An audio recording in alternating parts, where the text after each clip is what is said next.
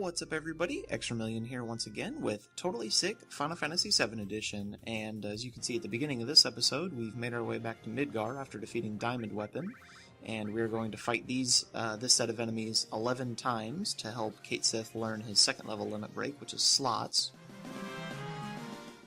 Then we are on our way to go defeat Sephiroth at the Northern Cave, but Reeve, who is the guy in the blue suit that shows up next, he's the one who controls Cait Sith.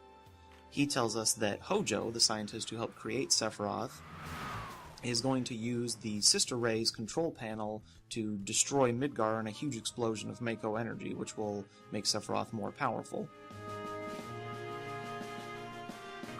Because we can't get into Midgar the normal way now, we have to parachute in from the high wind. Once you actually get into Midgar, you have to make your way through a sewer system up to the control panel to stop Hojo. Now along the way, you get into the sewers, and you will meet the Turks, Reno, Rude, and Elena. Now, you can actually choose whether or not you want to fight them because we did the Wutai side quest where we helped them out. If you hadn't done that side quest, you're forced to fight them no matter what, and given the restrictions on this challenge, it would be nearly impossible to do that. Plus, we would go over the level requirement because we'd have too much experience points. Once you decide not to fight them, you can make your way to the Shin-ra Tower, and then go all the way up to the 64th floor, where you can save and rest up. Along the way, basically just use Frog Song to put every enemy to sleep, or run away if you can't.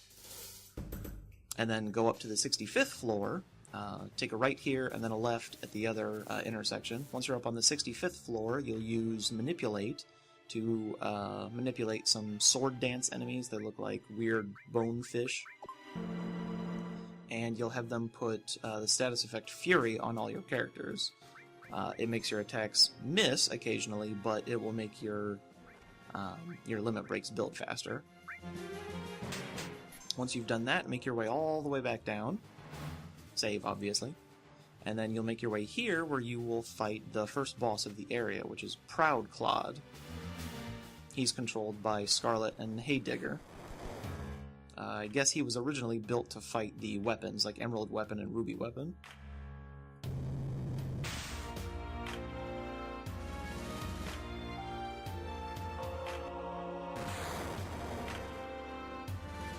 So you'll begin the fight with him. He has 60,000 HP, which is actually the second highest for any boss that we will fight in the game. The first highest will be Sephiroth at the very end.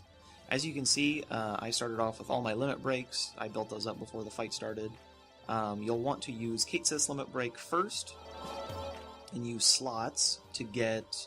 the combo that I'm trying for is All Hearts, which gives you the Lucky Girl status, which makes every character's physical attacks do critical hits until they either die or the battle ends. After that, you pretty much just you need to cast Big Guard for haste, and of course the protection will wear off, but haste will last the whole match. Then you'll basically just have Yuffie use her 2x cut, and Cloud and Cait Sith will basically defend for the rest of the match,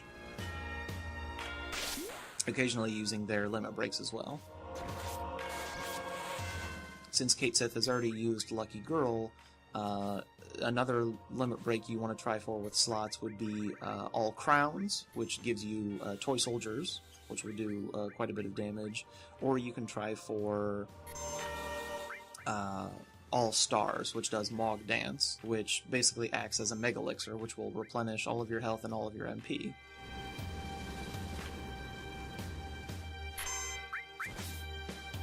Proud Claude also has a chest piece that you can see there, that you can also destroy and target, called Jammer Armor. It has 20,000 HP, and if you defeat it, you get an additional 8,000 experience points, so be sure not to use any damaging attacks that would kill it.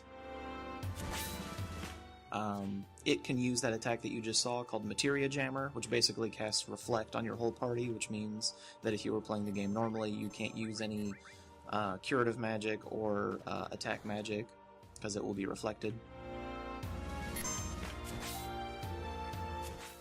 This battle basically is the second longest in the entire game, next to, of course, the final battle with Sephiroth.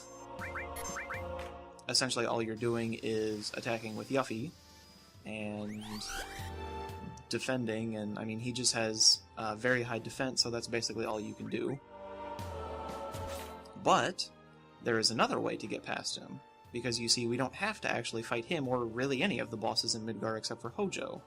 This scene with Reeve, apparently the characters are not supposed to move during the cutscenes, but during the screen transition, you can hold down and to the right and the run button, and you will instantly skip to this area that shows Hojo, because it's also the area where you fight him. Now, in this fight, this is Hojo. He has 3 forms. His first form is basically just him, and he has 13,000 HP, which, you know, he's pretty easy to take care of, but he also summons 2 other enemies to do all the damage for him because he himself does not attack. He summons a Bad Rap sample and a Poodler sample, which are basically stronger versions of the same 2 enemies that you would find in the sunken Gelnika, that plane that you find underwater.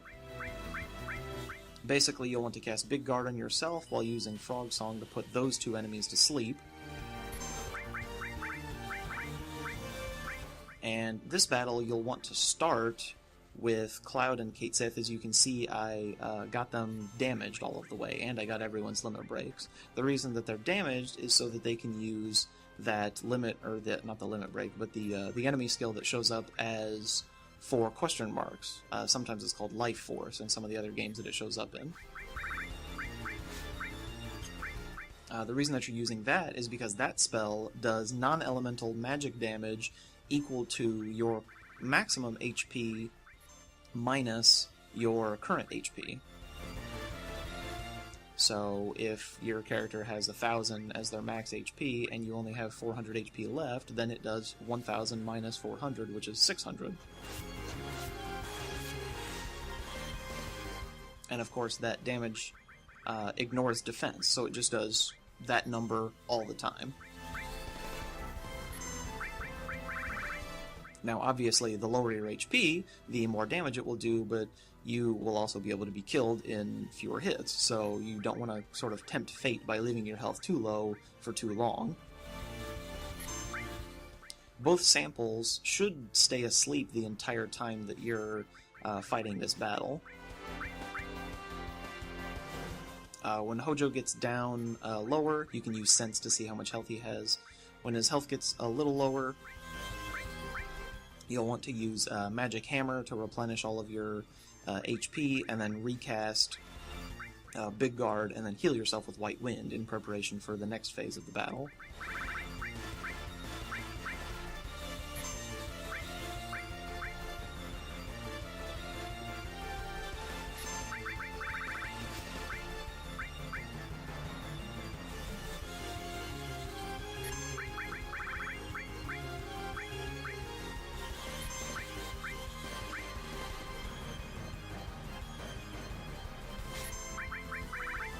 So as you can see, this first form of Hojo's is incredibly easy. Now if you were to use attacks that damage all the enemies, like the Bad Rap sample or the Poodler sample, he can instantly revive them, so don't bother trying to kill them.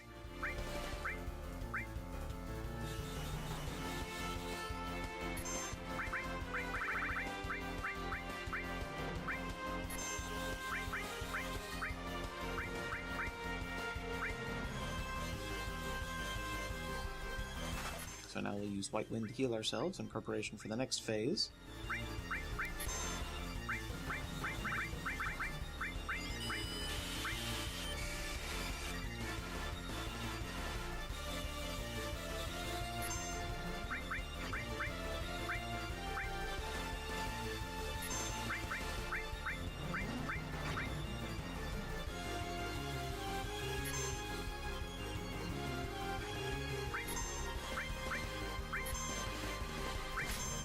Now, you may have noticed that I haven't actually used Kate Sith's limit break yet. That's because we are saving his slots limit break for the very end of the battle. Hojo has 3 forms, so we'll use it on his very 3rd form. Now, his 3rd form, what you're supposed to do, or what most guides will tell you to do, is you have to get very good at using his slots to do Mog Dance, because you simply don't have enough MP to survive most of this fight. Mog Dance will obviously heal all of your characters and replenish all of your MP, just like I said. But what I'm going to use it for is the much more difficult Game Over, and I'll talk all about that later.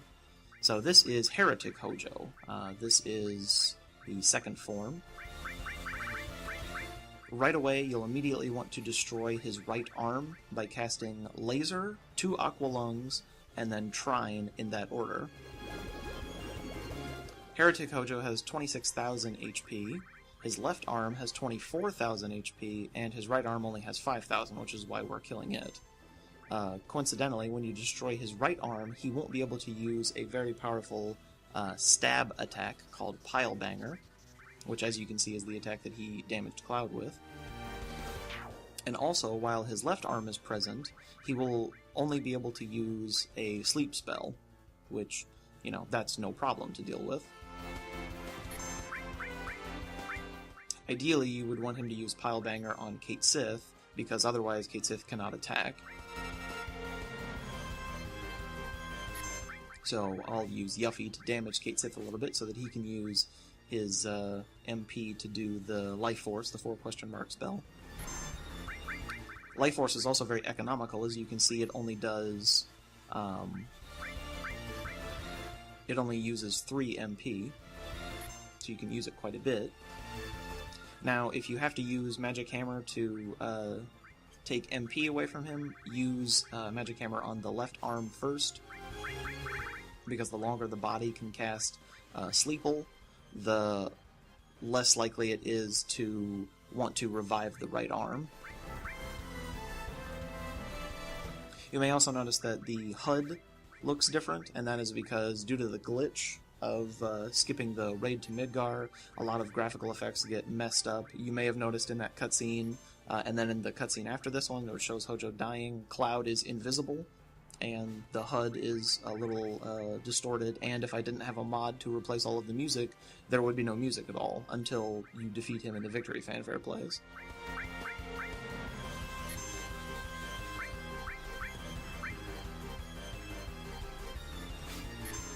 So essentially, as you can see, just use Life Force with Cloud and Kate Sith, revive any of the characters that fall asleep with just a physical attack.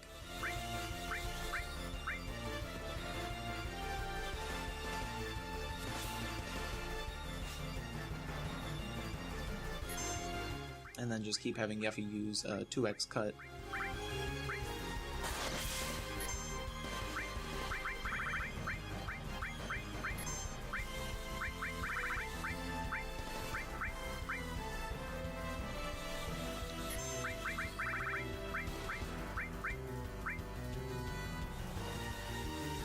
Now, one thing you may have noticed when I showed that bit of Proud Cloud footage at the very beginning was that when I showed Kate Sith's slots, the slots were sort of blinking or flashing in and out. That's because there's a trick to manipulating the slots that's outside of just, pure randomness. If you press square repeatedly, you can actually freeze the slots in place. So, it doesn't show up on the screen, but you can see it for a split second, so you can see what was there. And if you know what's coming up next, so say it shows like a star, and then the next one that you really want is a heart. Well, if it shows the heart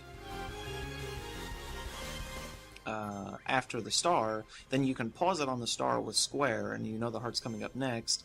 You can let go of square and hit X immediately, and the heart will pop up and it'll stop on that one. Now, Kate says slots are a little tricky because there's, to get not too technical, but there's a thing called the evil flag that the game has, and it's basically a way to try to screw you out of being able to complete the slots. The harder the combo that you're going for, or the one that would be most beneficial to you, the more chance that the evil flag has of activating. Something like Toy Soldiers or Toy Box or Lucky Girl, the evil flag doesn't usually activate.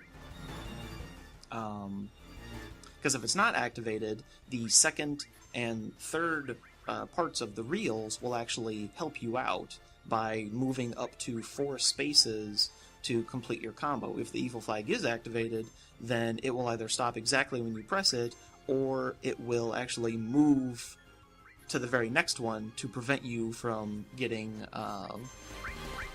your combo completed. The combo that we're actually going to go for in the third match will be called Game Over, and it's the one that you have to get a full picture of Cait Sith's face, and then the Grim Reaper shows up and does a death spell, which will instantly kill any enemy in the entire game, including bosses.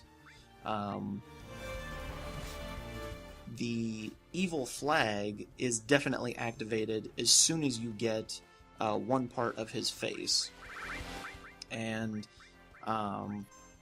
the only way it can be deactivated is if the number of seconds that you have played in the game is divisible by a certain number, and that number gets higher or more unlikely the more difficult of a combo you're trying for. The number for Cait Sith is 64, so you basically have a 2% chance to get it, although you can cheese it a bit with that square combo. You basically have to hold square, and then when you see the Cait Sith face about to come up, you tap X twice really fast, and then it sort of like tricks the game into just doing it. I'm actually going to skip over me doing the reels, because by this point in the game I was extremely nervous, and as you'll be able to not see because I skipped it, it took me about 3 or 4 minutes to actually sit there and flip through all the reels and actually get the Cait Sith face combo to go on. Not to mention that this fight itself is about 15 minutes long, so every time you mess up, you gotta start all over. Hojo's final form is Life Form Hojo N, and basically, as soon as he appears, you'll want to use Magic Hammer on him to steal all of his MP in one shot. He only has 100 MP, and coincidentally, Magic Hammer steals exactly 100 MP. If you don't act immediately, he will cast Slow on the entire party, and then you'll be really fucked. Once you steal all of his MP, he'll only have one other ability, which is to either try to use MP and fail, thus wasting his turn, or he will use an attack called Combo. Combo is 4 hits, does around 800 damage, if you're not defending or under big guard. And the second, third, and fourth hits have the potential to inflict poison, darkness, and sleep, respectively. So, I mean, that's just what you want, right? Is your character to get hit last and then fucking get put to sleep. And the unique thing about the combo is that it will continue regardless of whether or not the character dies. So if he's attacking Cloud, for example, and Cloud dies on the 3rd hit, he will continue the 4th hit on someone else. So that makes it especially dangerous. Basically, once the last form of Hojo appears, you'll want to take all of his MP, then slowly kill your characters until you just have 2 characters left, and then wait to see what he does. If he wastes his turn, then you're all in the clear, because you can basically kill off your other character with the 4 question mark ability, Life Force, since it does flat damage and can't be reflected, and then you'll immediately want to have Cait Sith use Game Over.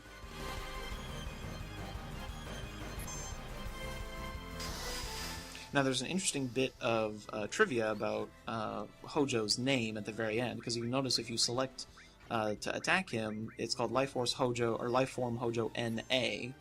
Now, the other parts of this battle were fought with 3 pieces. There was Hojo and the 2 samples, and then there was Heretic Hojo and his 2 arms. Well, in this one, it's just 1 Hojo, or 1 enemy.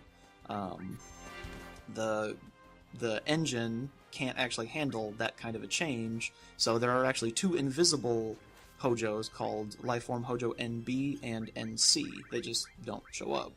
So that's why he's called NA, if you were wondering.